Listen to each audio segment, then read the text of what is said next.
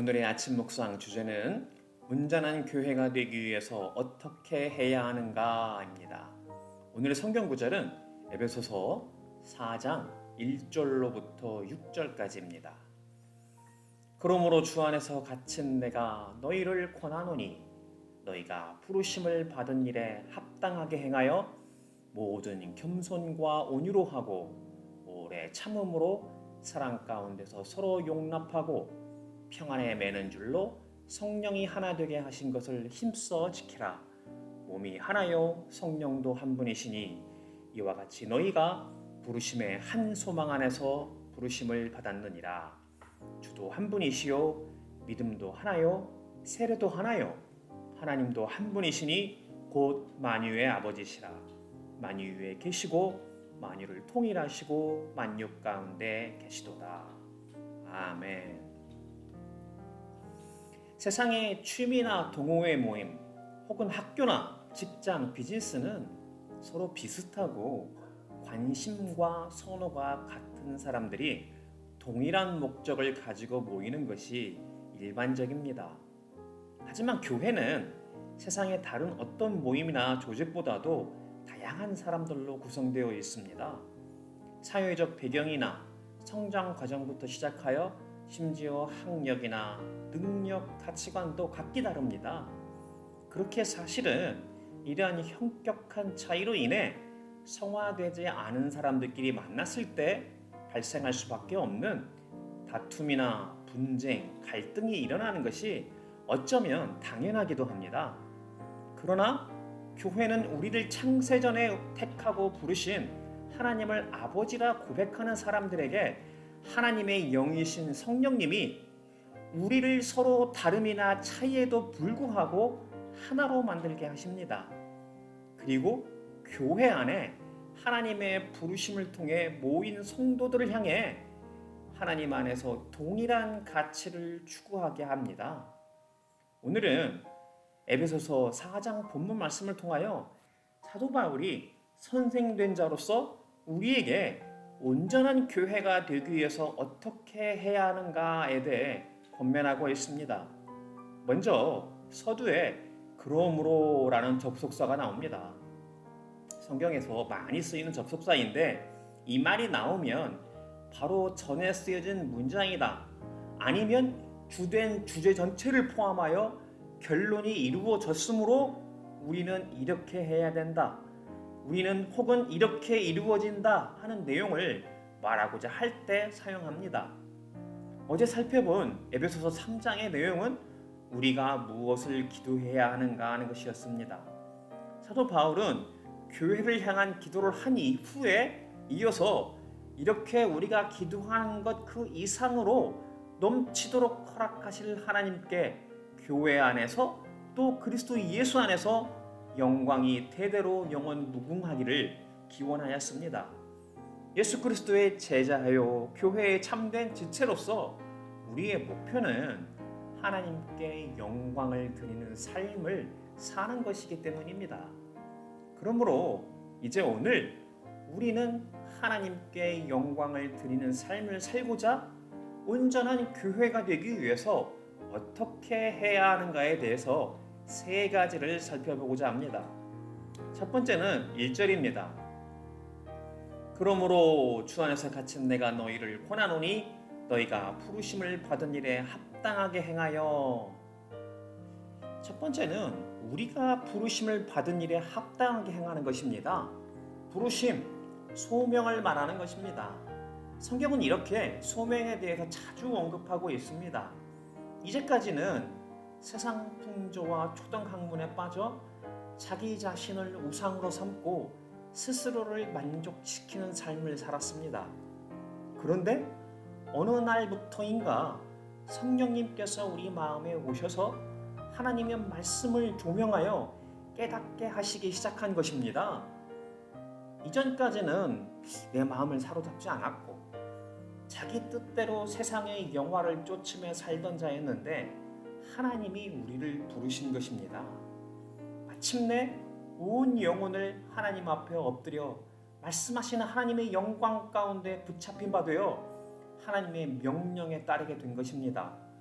그동안 세상의 성공이나 명예를 추구하며 스스로를 우상 삼아 따르며 살았던 삶이 얼마나 어리석었던 삶이었는지 깨닫게 된 것입니다. 그렇게 이제는 오직 하나님의 말씀이 내 인생에 가장 먼저 우선적으로 따라야 할 명령임을 비로소 깨닫고 하나님의 엄중하시고 영광스러운 부르심 앞에 모든 것을 내려놓을 수 있게 됩니다. 성경에 나오는 믿음의 선진들이 걸어왔던 삶을 바라보게 되고 이제는 그들이 걸어왔던 예수 그리스도를 따르는 삶을 기꺼이 살고자 하는 것입니다. 이것이 바로 부르심을 받은 일에 합당하게 행하는 모습입니다. 두 번째는 2절입니다. 모든 겸손과 온유로 하고 오래 참음으로 사랑 가운데 서로 용납하고. 부르심에 합당하게 사는 자로서 나타나야 할 구체적인 모습에 대해서 말하고 있습니다.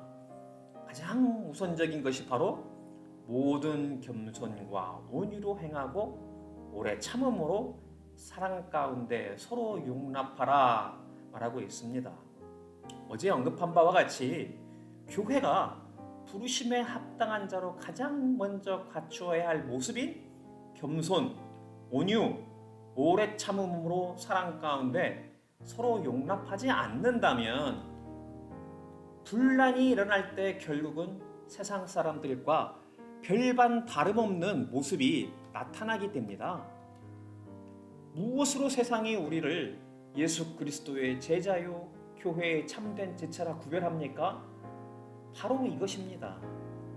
아무리 예배 많이 보고 성경 공부하고 제자 훈련을 해도 우리 가운데 이런 모습이 없다면 실은 헛된 일을 한 것이 됩니다.